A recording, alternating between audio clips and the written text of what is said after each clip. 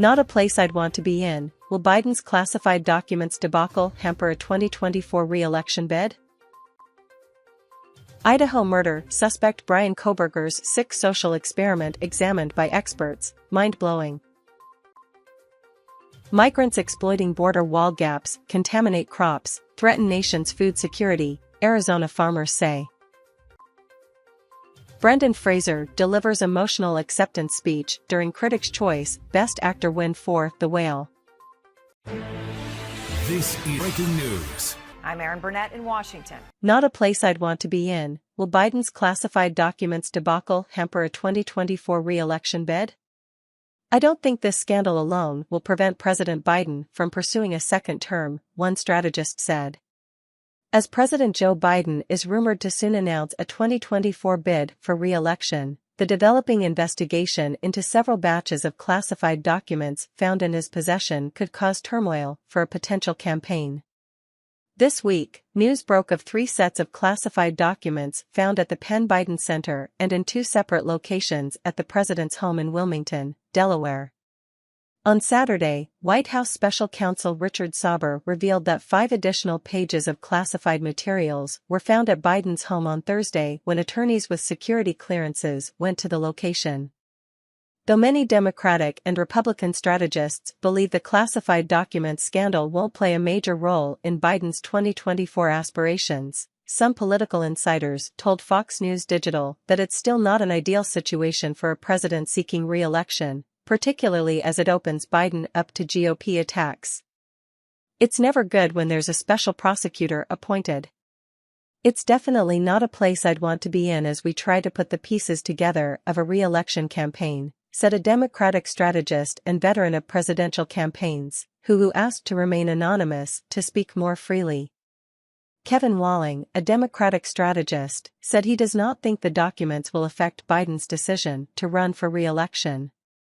I think the president, from what I've seen and heard, has made up his mind to run, and clearly he knew that this was likely to be an issue when the documents were turned over last fall. He was down with his family in the Caribbean. And all indications are that he's running for office, and that he plans to run hard and win, Walling said.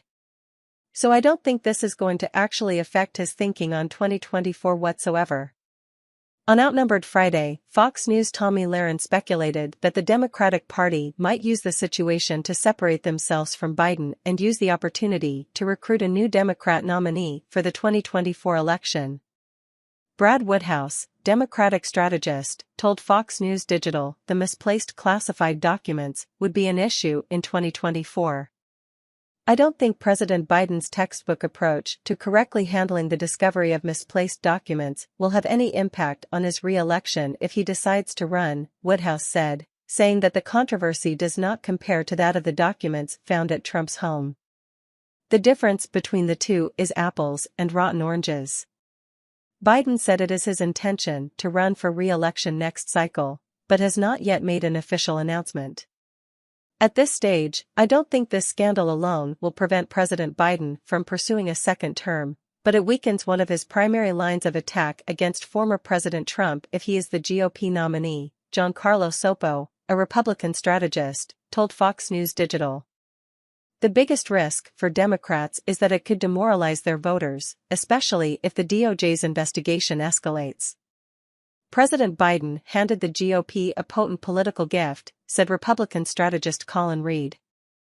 Just ask former President Hillary Clinton how questions about the mishandling of classified information can impact the prospects of a campaign.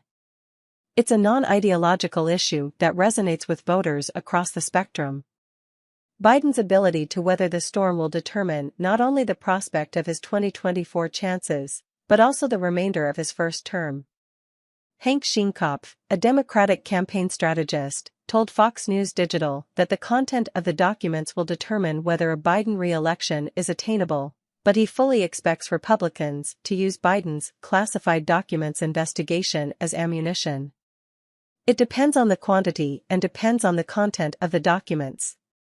But what it does do is it increases the laugh track sound at Mar-a-Lago because it just reduces, for many people, the anger about Trump and his documents and makes it easier for Biden to be criticized.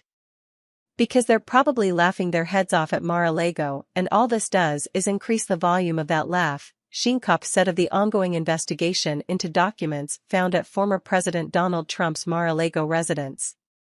And it makes Republicans feel that they're empowered and that Biden is somehow much more vulnerable and Democrats are much more vulnerable because he leads the Democrat Party. In 2 years from now, when people go to the polls, what they're going to be focused on is, did the president take action on their prescription drug costs? Did the president take action on climate change?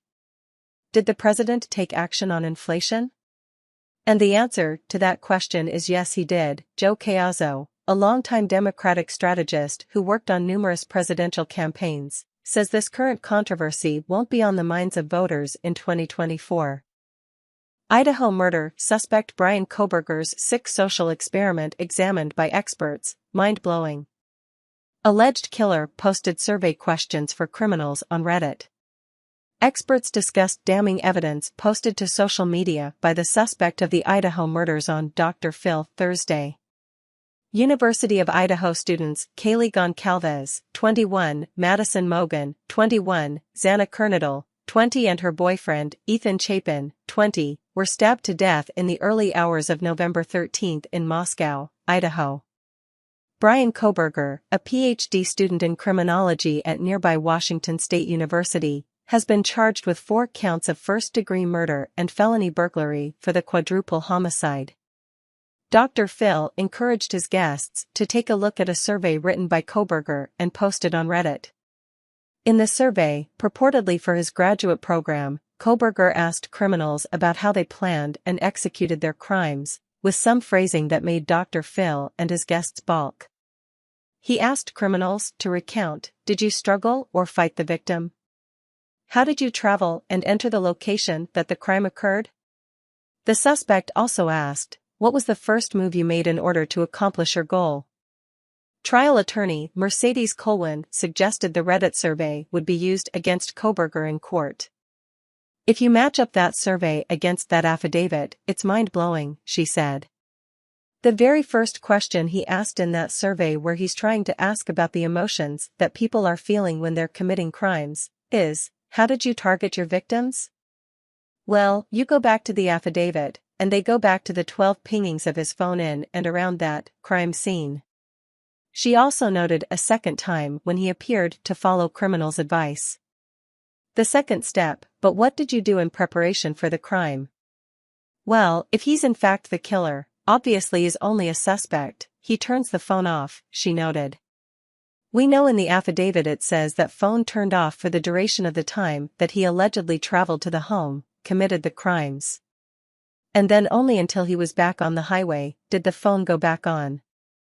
She observed, all these steps that he asked these criminals in the survey, he seems to have duplicated in the affidavit, according to law enforcement, but then asked, if he is the killer, what are we looking at? A sick social experiment? Dr. Phil suggested, I think part of it is he's wanting to live vicariously through it, and part of it is he's wanting to know what to expect, because I don't have normal emotions and I don't want to panic, I need to know what to expect, what to think. That's odd. He's asking odd questions.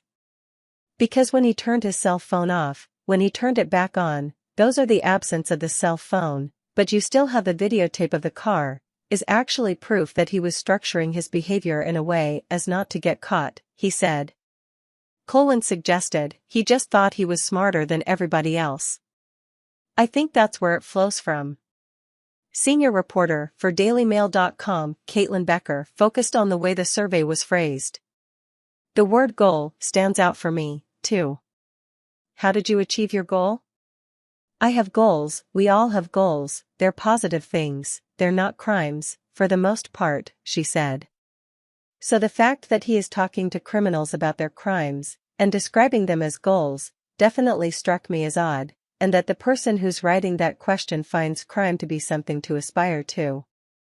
Dr. Phil said that Kohberger's professor had said these are typical questions for a criminology student, but said, in the context and timing in which he does them, I don't believe in coincidence.